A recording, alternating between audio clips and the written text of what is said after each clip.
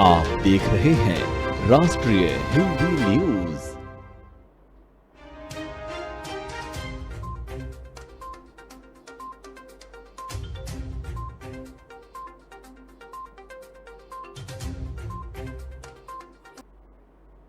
नमस्कार, स्वागत है आपका खबरें लगातार में और मैं हूं आपके साथ वर्षा शर्मा। सबसे पहली बड़ी खबर जुड़ी है दिल्ली के डिप्टी सीएम और शिक्षा मंत्री मनीष सिसोदिया से।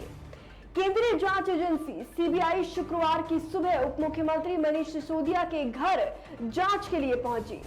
सीबीआई आम आदमी पार्टी की नई शराब नीति में पाई गई अनियमितताओं के आरोपों की जांच में जुटी हुई है।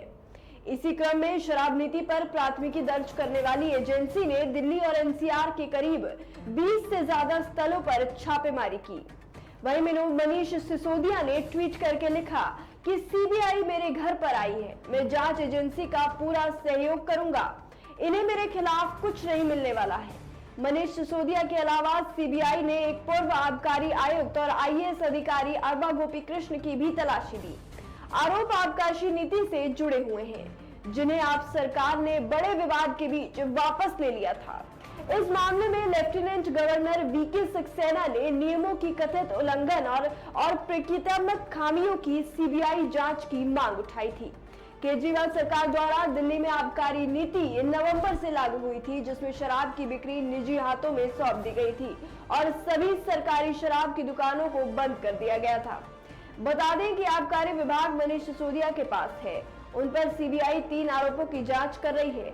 पहला ये कि नई नीति से सरकारी खजाने को भारी नुकसान झेलना पड़ा।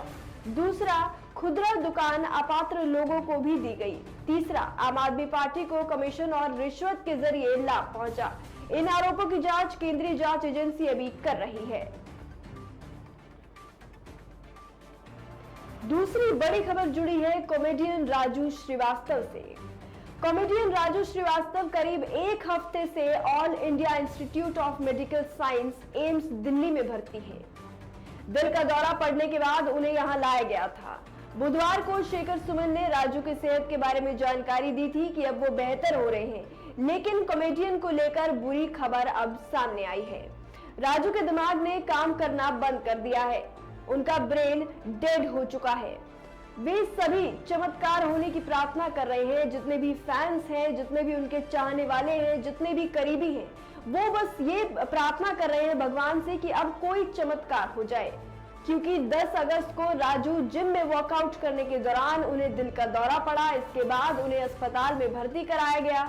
जिम में वो ट्रेडमिल पर दौड़ रहे थे। जब उन्होंने सीने में उनके दर्द हुआ तो उसकी उन्होंने शिकायत की। उनके ट्रेनर ने उन्हें अस्पताल पहुंचाया।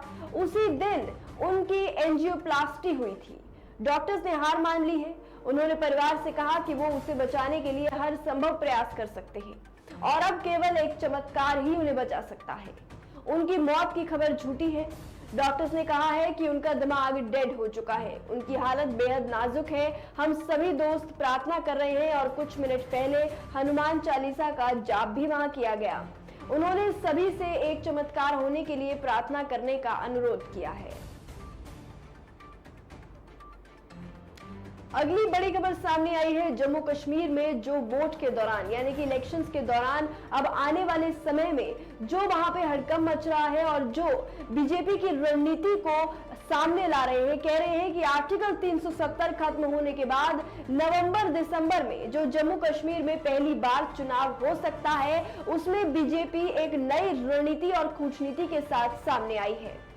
चुनाव के पहले विवाद की जमीन भी तैयार है। यहाँ पहली बार गैर कश्मीरियों को वोट का अधिकार देने की तैयारी है, यानी जो लोग कश्मीरी मूल के नहीं हैं लेकिन यहाँ रह रहे हैं, वो भी वोट डाल सकेंगे। ऐसे 20 से 25 लाख लोगों का वोटर लिस्ट में जोड़ा जा रहा है। उनका जो नाम है वो वोटर लिस्ट में जोड़ा जा रहा है, जो मूल रूप से वहां के नहीं है। इनमें सबसे ज्यादा सुरक्षा बलों के जवान और प्रवासी मजदूर होंगे। राज्य चुनाव आयोग की इस घोषणा के बाद जम्मू कश्मीर की राजनीति के सारे समीकरण बदल गए हैं। माना जा रहा है कि इसका सबसे बड़ा फायदा बीजेपी को होगा। इस पर नेशनल कॉन्फ्रेंस के उमर अब्दुल्ला ने कहा कि बीजेपी जीत के लिए वोटर इंपोर्ट कर रही है। डेटा से साफ है कि जम्मू कश्मीर में करीब 30% नए वोटर जुड़ने जा रहे हैं। इनमें सबसे बड़ी जो तादाद है वो सुरक्षा बलों के जवानों की होगी। इसके बाद उत्तर प्रदेश और बिहार जैसे राज्यों से जाने वाले प्रवासी मजदूर होंगे। जम्मू कश्मीर के chief election commissioner Sudesh Kumar ने बताया कि आर्टिकल 370 हटाए जाने के बाद बड़ी संख्या में नए वोटर जोड़े जाएंगे। नारकोटिक्स कंट्रोल ब्यूरो एनसीबी के पूर्व अधिकारी समीर वानखेड़े को कथित तौर पर सोशल मीडिया पर जान से मारने की धमकी मिली। दरअसल उन्होंने बीते दिन ही एनसीबी के नेता और पूर्व मंत्री नवाब मलिक के खिलाफ मामला दर्ज कराया था। एफआईआर दर्ज कराने के बाद से उन्हें लगातार जान से मारने की धमकी दी जा रही है।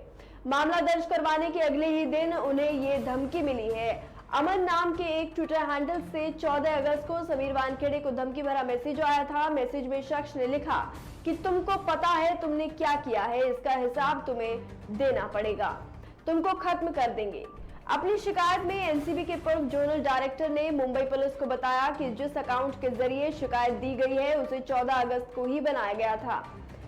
आईआरएस अधिकारी वानखेड़े ने बताया कि शख्स ने लिखा तुमको खत्म कर देंगे। सोशल मीडिया से मिली धमकी के बाद समीर वानखेड़े ने मुंबई के गोरेगांव पुलिस थाने में संपर्क किया। पुलिस ने इस मामले में समीर वानखेड़े का बयान गुरुवार को दर्ज कर लिया था। वानखेड़े ने पुलिस को बताया कि जिस ट्विटर अकाउंट से धमकी मिली है उस अकाउंट के 0 फॉलोअर्स थे और संदेह है कि इस अकाउंट को धमकी देने के लिए ही बनाया गया था। पूरे मामले की जांच मुंबई पुलिस और साइबर सेल इसमें जुट गई है। समीर वानखेड़े के अलावा उनकी पत्नी क्रांति रेडेकर को भी लगातार इसी तरह की धमकियां दी जा रही हैं। अब देखना होगा पुलिस की जांच में, पुलिस की कार्रवाई में क्या कुछ सामने निकल कर आता है। फिलहाल के लिए खबरों में इतना ही। बाकी अपडेट्स के लिए बने रहिए राष्ट्रीय हिंदी न्यूज के साथ। जय हिंद।